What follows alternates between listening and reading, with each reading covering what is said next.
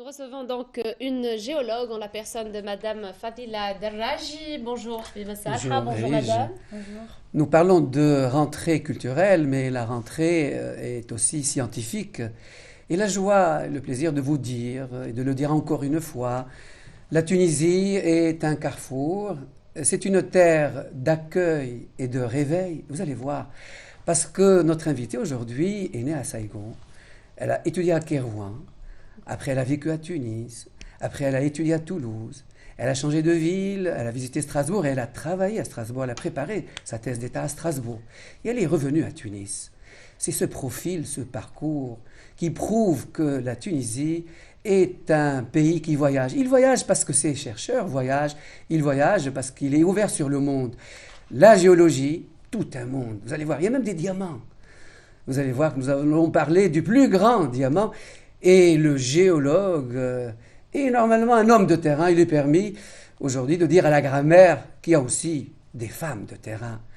Rafiqa Derraji, vous êtes une femme de terrain, c'est acceptable. La géologie, c'est quoi? Le géologue fait quoi? Commençons par le commencement. Alors, tout d'abord, c'est Fadila Derraji. Oui, J'ai c'est dit, un lapsus. j'ai dit Rafiqa. Rafiqa. Ouais. Ah ouais, ouais. Alors, je me suis trompé, c'est pas mais grave, c'est pas grave. toléré. Là, je ne recommence plus. Allez. Alors, la géologie, bon, c'est un terme qui est à l'origine, donc c'est du grec. Ça vient du terme gé, ça veut dire terre. Et puis, logia, ça veut dire connaissance de domaine scientifique, qui étudie entre autres l'origine de la terre, la forme, l'histoire, et puis surtout les matériaux qui la composent et les processus qui ont agi sur cette terre-là et qui agissent encore. Fadila Derraji, vous êtes tunisienne, hein? Oui, je suis tunisienne. Vous pouvez dire bonjour en arabe. صباح الخير. Nahwelkoum bint el-Qarouane. القروان Voilà. وقاري في تونس. Voilà, et votre mère est... Elle est vietnamienne, elle est installée à Kéron. Et elle vous regarde. Et je lui dis bonjour. Voilà. Nous avons dit cette Tunisie plurielle, vous le prouvez. Donc continuons. La géologie. Alors maintenant le géologue. Le géologue, c'est un scientifique de la Terre. Alors pourquoi? Parce qu'en fait, c'est un homme de terrain. Il étudie la composition, la structure, les propriétés physiques, chimiques, tout ce qui concerne l'évolution de notre globe terrestre depuis sa création jusqu'à aujourd'hui. Alors, donc, c'est un véritable explorateur des entrailles de la Terre. Parce qu'on explore facilement les entrailles de la Terre? Pas facilement. Le géologue peut explorer tout ce qui est à l'extérieur, mais à l'intérieur, on utilise des outils, donc des techniques indirectes pour déterminer la structure interne de la Terre. Donc, quelles sont les spécialités de la géologie alors? Alors, les différentes spécialités, je ne vais pas citer toutes les spécialités. Allons-y, oui. Nous sommes gourmands quand même, mais allons-y, allons-y. Donc, le géologue, quand il sort sur le terrain, la première chose qu'il fait, c'est de récupérer, échantillonner des roches. Et quand on dit roche, c'est-à-dire un ensemble de minéraux. Donc, Oui. la première spécialité, c'est la minéralogie. Donc, reconnaître les minéraux. Et parmi, bon, je ne vais pas citer tous les minéraux, je vais citer... Allons-y, là vous avez un retour, regardez. Alors, là, C'est par quoi? exemple, vous avez ce qu'on appelle la galène. C'est un sulfure de plomb. C'est un minerai qui est le plus répandu dans la nature. On en trouve, par exemple, à Hamam Zirib, à Zarouane. On en fabrique khl. Voilà, le khol, on connaît l'origine du khol. Voilà, bon, il y a des produits, on ajoute avec le minerai pour obtenir le khl, là. Et on peut en trouver facilement à la Médina de Tunis. Hein. Oui, Alors, un autre minéral, c'est ce que nous sommes en train de voir. c'est la calcite. La calcite. La calcite, c'est un minéral commun de toutes les roches sédimentaires, surtout les calcaires, bien sûr. Hein. Que donne la calcite? Alors, la calcite, c'est un carbonate de calcium. La calcite, c'est-à-dire l'assemblage de la calcite, c'est la roche, c'est le calcaire. C'est un matériau de construction. On peut utiliser ce C'est de la matériau roche. pour construire un mur. Oui, Voilà. voilà. Alors maintenant, le minéral le plus répandu sur la planète, c'est le quartz. Le quartz. C'est la silice. Non, ça c'est la calcite. Hein. Ça, c'est la calcite. C'est une autre espèce de calcite. Hein. Alors, le quartz, c'est un minéral commun. C'est ce que nous sommes en train de voir. Non, ça c'est Ça, c'est l'or. l'or. Ah, Alors, j'attends. Ça va venir. Alors, le quartz, donc, comme je viens de le dire, c'est un minéral très commun. Et d'ailleurs, on fabrique tout ce qui est verrerie. Et quand on a un quartz pur, on fabrique le cristal de roche, donc tout ce qui est verrerie en cristal. Et on le trouve où? Le quartz, c'est partout. Par exemple, les sables de plage, c'est formé par du quartz. Ah. Mais du Il y a des quartz techniques, érodé. il y a des techniques pour récupérer le quartz, c'est ça? Non. On non, le trouve, bien on sûr. le trouve, vous dites, le sable. Oui, le sable, bien sûr, il y a des techniques, Voilà, parce c'est ça. qu'on ne va pas prendre le sable et fabriquer le verre. Hein. Il y a des Je voulais faire agios. ça, mais c'est pas facile. donc. Non. Alors, Alors, continuons notre... Il y a des minéraux rares. Ouais. Ce que vous avez montré tout à l'heure. Allons-y, Par oui. exemple, l'or, hein, les pépites d'or. on va retrouver l'image, voilà. Voilà, ça c'est une pépite d'or. Alors, en Tunisie, il n'y a pas beaucoup d'or. Hein, Pourquoi d'ailleurs. l'or est-il rare, justement? C'est rare parce qu'il y a des conditions très particulières pour la formation de l'or. Hein. Donc, il y a de l'or c'est disséminé, mais économiquement, c'est très difficile. Ça coûte cher pour l'exploiter. C'est vraiment... Ça revient cher. Ça revient très, très cher. Alors, l'autre minéral qui est très, très, très rare. mais Très rare, le plus beau, rare encore. C'est les plus beaux. Hein. Très apprécié Très aussi, apprécié hein. par nous, les femmes. Oui, hein. Voilà. vraiment, hein. On vous suit. Oui, c'est le plus dur des minéraux. Hein. Oui. Donc, c'est Le plus cher. le plus cher. Le plus parce beau. que c'est rare, le plus beau. Donc là, je montre Le diamant. le diamant. Alors, le diamant, Les cristaux de diamant naturels et puis qui est taillé ensuite. travaillé. Donc là, il n'y a pas... Apparemment, le diamant qui vient d'être découvert récemment, Oui, où En ça Afrique du Sud. en Afrique du Sud. 500. 500 carats. carats et le carat, c'est à peu près 0,2 grammes. C'est Donc parmi les plus gros. C'est le plus gros. Actuellement, c'est un minéral qui n'est pas taillé Ça a été découvert par hasard. par hasard. C'était, je pense, dans une mine qui a été abandonnée. Voilà. Ah. Voilà. Et donc, ça a été vraiment un hasard. La Trouver chance, On se promène ouais. et on trouve le plus grand diamant du monde. Non. C'est des C'était un spécialistes. géologue. C'était des Il faut être spécialistes. il faut être spécialiste, il faut des connaisseurs. Il ne faut pas être spécialiste, mais des connaisseurs. Vous êtes en train de former des chercheurs ou des étudiants qui vont se promener en Oui, Tunisie, qu'un de ces jours vont trouver peut-être un autre Alors, diamant. non. Pourquoi? Parce que ce que je fais comme recherche, c'est plutôt de la géologie appliquée à l'environnement. Donc maintenant, j'ai des masters, des doctorants, pardon. Donc c'est plutôt l'environnement. Alors, une autre spécialité, puisqu'on a parlé de spécialité, Alors, la pétrologie. Une autre spécialité, parce que une fois que le géologue reconnaît le minéral, comme je viens de le dire, l'ensemble des minéraux, l'assemblage, c'est les roches. Là, c'est le diamant. Ah, voilà, on a C'est trouvé le diamant. un cristal non taillé du diamant. Et Alors, donc, j'aimerais bien avoir la suite. la suite. Voilà. Donc, pour les roches, il y a différents types de roches. La pétrologie, c'est une science qui permet de reconnaître les roches et de les classer. Alors, je vais vous montrer rapidement un schéma qui permet de classer ces roches-là d'une façon très simple et pédagogique. Hein. Dans le monde des roches, il y a deux grands types de roches. Il y a les roches qui se forment à l'intérieur, en profondeur. On appelle ça des roches endogènes.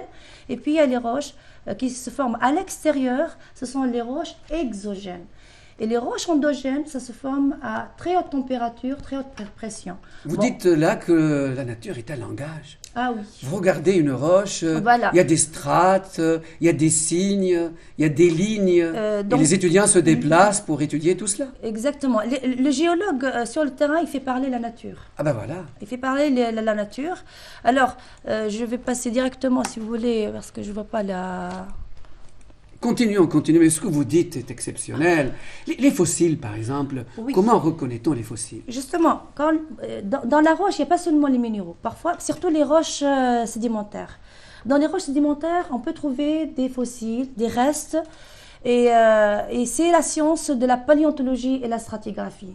La paléontologie, c'est de reconnaître les fossiles, de les classer. De les dater. Et la stratigraphie permet de dater les roches. Parce que quand vous avez un fossile, surtout ce qu'on appelle les fossiles marqueurs, parce que ça marque un étage dans l'échelle géologique. Je donne l'exemple des dinosaures. Hein. Les dinosaures. Les dinosaures. On les Vous a avez vus, les on les dinos- a rencontrés à Matmat. hein. Matmat. Il y a les dinosaures de Matmat, bon, ce que je montre là, c'est une maquette. Donc ces restes-là datent Voilà, de... voilà, on les a. Voilà, ils sont là. ces restes-là datent de à peu près 150 millions d'années. Hein. Et quand les géologues regardent justement ces fossiles, ils rencontrent aussi des restes, des fossiles marins. Et il là, se dit, la mer n'est plus là. Voilà, il se pose la question, il dit, bon, quand je trouve des fossiles dans des roches qui se trouvent à des altitudes importantes, et là, c'est la tectonique qui intervient. C'est une autre spécialité de la géologie, parce que au départ, vous avez des roches qui se forment d'une façon horizontale, et puis il va y avoir des mouvements qui vont permettre... La terre bouge. Voilà, Elle parle tous les jours. La roche, la strate va être déformée, donc on va avoir des formes. Fadila, vous écoutez la terre parler, vous êtes géologue quand vous dormez, vous écoutez la terre? Je n'écoute pas la terre, mais la terre donne des preuves comme quoi elle vit les séismes et le volcanisme. Donc, Oui, c'est que Dieu nous protège. Que Dieu nous protège. Elle est vivante. Hein. Oui. Donc, on fait sortir les étudiants. Là, c'est pas. Ça, c'est le globe. Là, le c'est globe, votre non. livre. Ouais, Oui. non. Bon, on fait sortir les étudiants sur le terrain et pour expliquer justement voilà, ce qui se passe dans la nature. Voilà, Là, voilà. Je salue mon ami, mon Vous collègue tenez à vos étudiants, et on a mon compris. professeur Simon Sftour qui est là, il est Voilà. avec les étudiants. Donc, par exemple, ici, vous avez une structure, je ne sais pas si on peut voir. On l'a vu, on la voit Voilà, là. donc ça une se voit. structure Au fond, là-bas. Au fond, voilà, à au gauche. départ, c'était horizontal et après, ça s'est déformé. On appelle ça un pli anticlinal. Un cours sur le pli. Voilà, exactement. Voilà. La deuxième image, donc, ce sera aussi une forme d'anticlinal. Voilà. Voilà, On voit vous tenez bien à le vos chapeau. images, voilà. Ah oui, on voit bien le chapeau. Et Vous là, aimez la nature. on a, sur le terrain, il y a beaucoup d'exemples de ce type-là. Nous sommes en Tunisie. En Tunisie, non, Où ce ça sont des exemples tunisiens. Où ça? Oued Barré, à peu près enfin, je pense. Oued Barré. Oued Barré, hein, dans le nord de la Tunisie. Hein. Je ne me rappelle plus le. Alors, je ne sais pas si je peux présenter un logiciel animé, je pense pas. Hein. Non, non, mais c'est pas grave. Nous allons Pas grave. revenir, Voilà. excusez-moi, à ce que, enfin, la géologie. Nous dit. Oui, et à notre invitée, Madame Fadila Darraji, ça sera juste après ceci. Ok.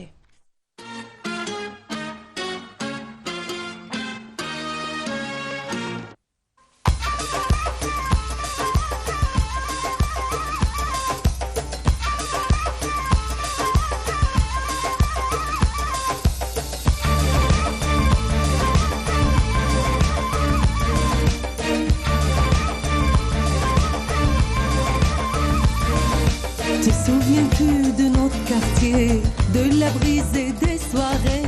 On y chantait, on y dansait, dans la douceur des nuits d'été. De notre quartier, de la brise et des soirées, et des étoiles qui éclairaient notre soir d'amour qui naissait. Ya Walde Bladi, emmène-moi dans ton paradis, vivre la magie au cœur de la Houma al-Arbi. Emmène-moi dans ton paradis, vivre la magie au cœur de la Houma al-Arbi.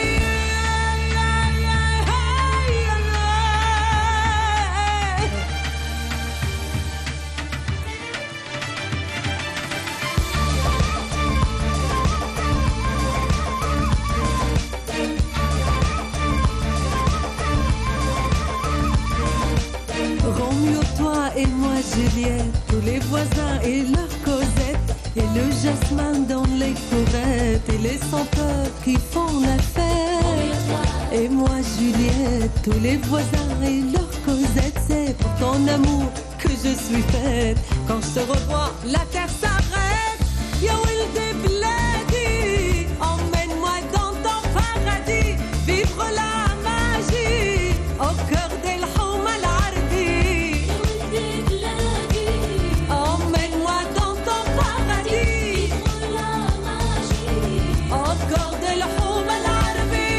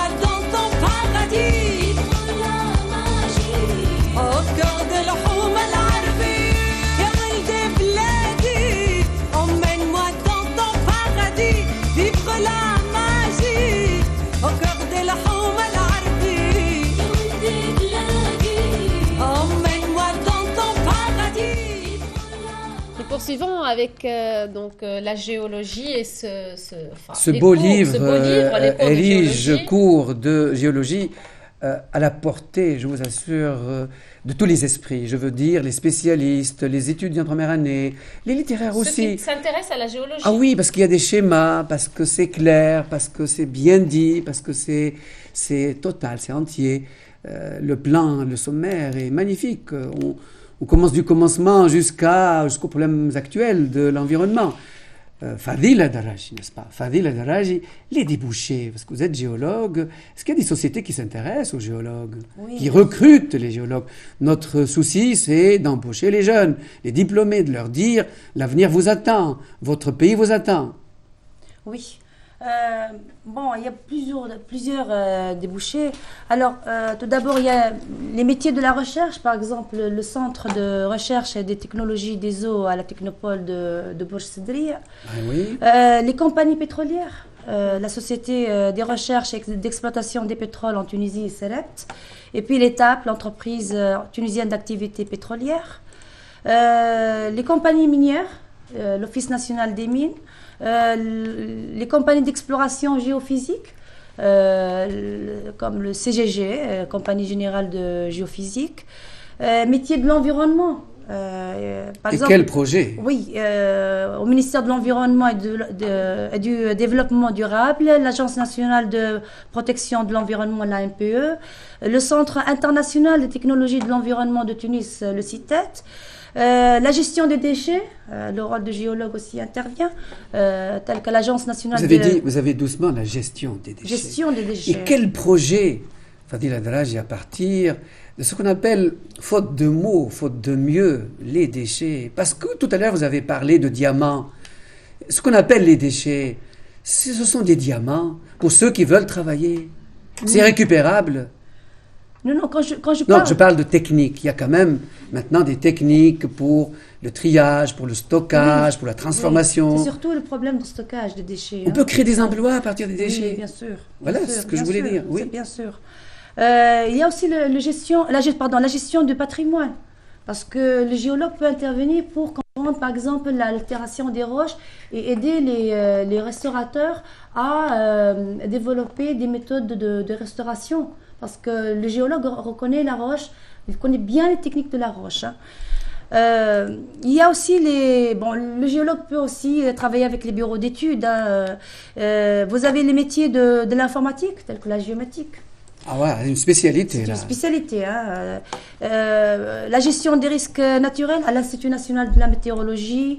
La météo, maintenant, on s'intéresse à la météo. Non, les Tunisiens. C'est plutôt parce que l'Institut national de la météorologie gère tout Moi, les Tunisiens qui parfois disent on ne regarde pas TV1, Canal 7, c'est pas vrai. Un Tunisien regarde sa chaîne, voit ce qui se passe en Tunisie, comprend qu'il y a des techniciens, qu'il y a des spécialistes qui rassurent, pas de panique, pas de bobard. Et ça, c'est le géologue aussi a un rôle à jouer. Ouais. Alors, le public pour ce livre, quel est le public cible? Alors c'est un public tout d'abord, ce livre je l'ai conçu pour les étudiants. Pour les étudiants, c'est surtout pour les étudiants des différentes licences. Alors, je vais vous montrer rapidement les différentes licences. Donc, licence appliquée en sciences de la nature et application, c'est l'équivalent de sciences de la vie et de la terre. Licence fondamentale en sciences de la terre. Licence appliquée en géomatique, terre et environnement. La science appliquée en géoressources et environnement à SFAX. Donc il y a plusieurs licences et aussi ce livre peut être utile pour les ingénieurs géologues tels que les ingénieurs en géosciences, de la filière ingénieur en géosciences, les élèves ingénieurs des écoles préparatoires en biologie, géologie et n'oublions pas les élèves du secondaire aussi, ça peut être utile pour les étudiants. Il commence comme un roman votre livre là, il commence comme un roman parce que vous parlez de l'univers, désigne tout ce qui existe, non seulement la Terre et tout ce qui vit, mais aussi les planètes, les étoiles, les galaxies, l'espace qui les sépare. Et vous décrivez le Soleil, les étoiles, les 100 milliards. Oui. Vous dites le Soleil n'est qu'une étoile parmi 100 milliards qui peuplent notre galaxie. Ouais. Rien que cela fait rêver, ça fait rêver. La Voie lactée, Vous parlez d'astronomie, ou certains astronomes qui pensent que l'univers abrite quelques 100 milliards de galaxies. Et ça continue comme ça, la naissance de l'univers, l'avenir de l'univers, les galaxies. Moi, j'ai souligné des phrases comme ça parce que c'est une culture scientifique. Effectivement, ce cours-là, c'est un cours général. Alors, si vous voulez, je vais donner un résumé de ce cours-là. Donc, au départ, la Terre est placée dans l'univers. Donc, l'univers, quand on parle de l'univers, c'est les galaxies. Ensuite, les galaxies, le système solaire, ensuite les planètes, ensuite la Terre. Et après, on s'intéresse à notre Terre, comment est constituée notre Terre. Cette géométrie harmonieuse, tout à fait sensible comme une corde sensible, ce que nous avons voulu vous dire aujourd'hui, c'est qu'une Tunisienne née à Ségan, qui a vécu à Kérouan, qui a étudié à Toulouse, qui a étudié à Strasbourg, et qui est maintenant chef de département géologie en Tunisie, c'est ce parcours dans une émission qui s'appelle Trait d'Union. Et il y aura d'autres parcours, on vous le promet. Ce sont des chercheurs qui se cachent. Je vais vous dire une petite chose, un petit secret. Elle n'a pas voulu venir. Non pas parce qu'elle n'aime pas la Tunisie, mais parce qu'elle a peur. Et on a tout fait pour la rassurer aujourd'hui. Je me suis trompé en disant... Non, je ne me suis pas trompé. Elle a peur des caméras. Continuez votre voyage. Merci beaucoup. Ça nous augmente. Vous êtes tunisienne. Merci d'avoir fait le déplacement pour nous, Madame Fadila Darraji. Et le dernier mot en arabe, la dernière phrase. Allez, que dire au public de Trait d'Union? Shukran. Voilà. Merci beaucoup. Habib Ben Salha, merci. Nous poursuivons avec Saber Bey.